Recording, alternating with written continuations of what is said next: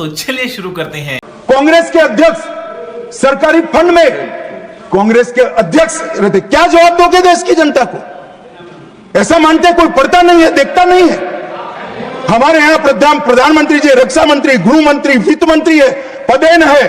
कल अगर हम नहीं रहेंगे तो आप अगर बैठोगे। हमने भारतीय जनता पार्टी के अध्यक्ष श्रीमान नड्डा को नहीं रखा है। प्रधानमंत्री राहत कोष के फंड में से राजीव गांधी फाउंडेशन को फंड दिया गया। अरे राजीव गांधी फाउंडेशन कौन चलाता है? कांग्रेस की अध्यक्ष और उनका परिवार चलाता है। मान्यवर 12 लाख करोड़ के घपले घोटाले भ्रष्टाचार किए और तब जाकर वहां जाकर बैठे हो। नमस्कार दोस्तों, आज अमित शाह ने कांग्रेस की सदन में जमकर क्लास लगाई। उन्होंने कहा, जब देश में कांग्रेस का शासन था तब प्रधानमंत्री राजकोष फंड से राजीव गांधी फाउंडेशन को पैसा दिया गया और ये फाउंडेशन की मालिकी गांधी परिवार की है। सरकारी पैसों के दुरुपयोग का गंभीर आरोप उन्होंने कांग्रेस पर लगाया। बाद में जब भाजपा की सरकार आई तो उन्होंने वहीवट में पारदर्शिता लाने का काम किया। सदन में विपक्ष के साथ आज उनकी भयानक बहस हुई, जिसमें सोनिया गांधी और पूरे गांधी परिवार को उन्होंने बेनकाब कर दिया। वीडियो को आखिर तक जरूर से देखना, क्योंकि आज की वीडियो में आपको अमित शाह का रौद्र रूप देखने को मिलेगा। वीडियो को लाइक और चैनल को सब्सक्राइब जरूर से कर देना। तो चलिए शुरू करते हैं आज की मेन डिबेट। मजा नहीं आ रहा है। हम करते हैं प्रबंध, आप चिंता मत करिए। मान्यवर जवाब बीच में देने की प्रथा है हमारी क्या? नहीं। मान्यवर वो बोल रहे थे, मैं कुछ नहीं बोला। उनको लगा कि बैठा बैठा सुन रहा है, ठीक ही है। ऐसा नहीं होता है भाई, बीच में ना बोल। मान्यवर ये फंड का उपयोग क्या हुआ?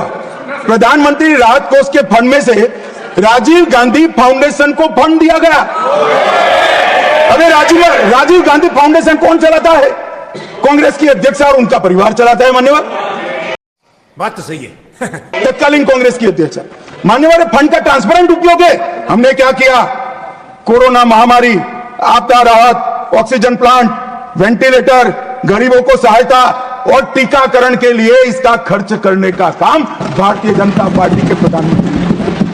कोई स्पष्ट पारदर्शिता नहीं थी। फंड के उपयोग के लिए कोई कमिटी नहीं थी। यहां पर प्रधानमंत्री जी के प्रधान सचिव जो ब्यूरोक्रेट होते हैं, उनकी अध्यक्षता में 5 सचिवों का कमिटी बनाया गया है। वो रेकमेंड करता है, फिर वो ट्रस्टियों के सामने आता है और तब जाकर खर्च होता है।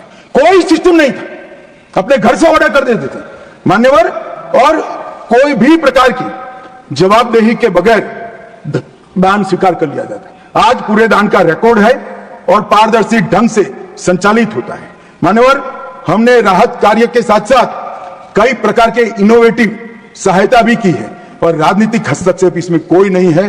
सभी जनता के चुने हुए नुमाइंदे और सरकार के 5 प्रमुख पद पर बैठे हुए मंत्री ही इसके अंदर काम करते हैं। पार्टी का कोई, अब देश की जनता तय करे कि पारदर्शिता कहां है। आप पारदर्शिता के मामले में तो बोलिए ही मत।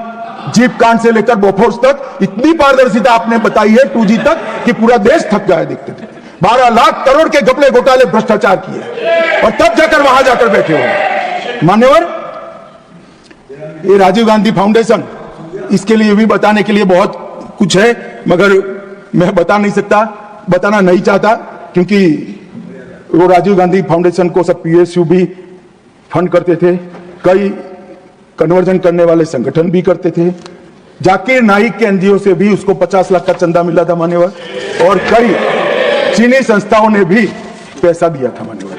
ये ट्रांसपेरेंसी की बात भारतीय जनता पार्टी के लिए करते हैं मान्यवर। कोई अधिकार नहीं है ऐसी बात करने का मान्यवर। नीरज दागी जी ने कोविड विफल प्रबंधन का मुद्दा उठाया। इसके बाद उन्होंने क्या, DM अधिनियम में कोई विशिष्ट आपदा सूचीबद्ध नहीं है। आपदा सूचीबद्ध करने का अधिकार राज्यों के पास है। अपने राज्यों के आपदा के प्रकार के अनुसार वो उसको सूचीबद्ध कर सकते हैं। और इन्होंने कहा कि हिंसा और दंगों का इसमें से निकाल दिया। मान्यवर आपदा प्रबंधन और दंगों की हिंसा का क्या लेन देन? मुझे बताइए, ये क्यों विचार आता है? क्योंकि इनके राज्य में बहुत दंगे होते थे। आपदा प्रबंधन और दंगों का क्या लेन देन? कैसे कर सकते हैं? उचित ही किया है कि हमने नहीं किया है। एक हो गया मान्यवर,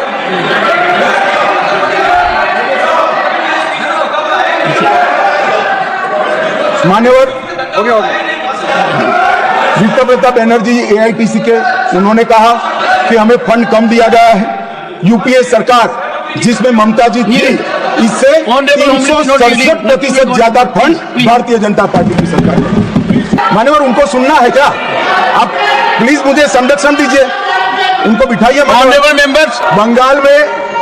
बंगाल में सरकार बदली, पार्टी बदली, मगर वॉकआउट करने की परंपरा नहीं बदली। कम्युनिस्ट भी करते थे, ये भी करते। मान्यवर, कर्नाटक में उच्च स्तरीय समिति द्वारा 5909 करोड़ का आकलन दिया गया, जिसमें से 5800 करोड़ दिया है। केरल में 3743, उसमें से 2438 करोड़ का दिया है। तमिलनाडु में 4817, उसमें से 4600 करोड़। पश्चिम बंगाल 6837, इसमें से 5000 करोड़। हिमाचल 2339, इसमें से 1766 करोड़। तेलंगाना भी जो समिति ने दिया वो कमोबेश दिया है। अब एक फैशन हो गई। मैं आपको बताना चाहता हूं कि वित्त आयोग ने ये सहायता करने के लिए एक नॉर्म्स तय किए हैं कि भाई आपदा के समय में सहायता किस तरह से की जाएगी, वो भी तय किया है। और इसका दर क्या होगा वो भी किया है। पशु मर जाता है, दूध वाला पशु मरता है तो एक्स सहायता होगी, दूध न देने वाला मर जाए तो वाई होगी, झोंपड़ी टूटेगी तो ए होगा, पक्का मकान गिरेगा तो बी होगा, बिजली का खंभा गिरेगा तो ए होगा, रोड टूटेंगे तो ए होगा। ये सारी चीजों के नॉर्म्स तैयार है। मेरा सभी राज्यों से आग्रह है कि वो नॉर्म्स के हिसाब से अपनी दरखास्त भेजे।